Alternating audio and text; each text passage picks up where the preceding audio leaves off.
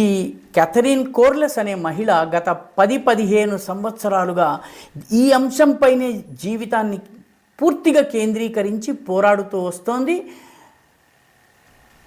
మహిళలకు ఆశ్రయం కల్పించే పేరిట, బిడ్డలకు శిశువులకి ఆశ్రయం కల్పించే పేరిట వాళ్ళ పట్ల కిరాతకం చేయడాన్ని వ్యతిరేకిస్తూ ఈ భయంకరమైనటువంటి మానవ హక్కుల ఉల్లంఘనకి వ్యతిరేకంగా ఈ మహిళ క్యాథరిన్ కోర్లెస్ పోరాటం చేస్తోంది. దానివల్లనే ఇవన్నీ బయటపడుతున్నాయి.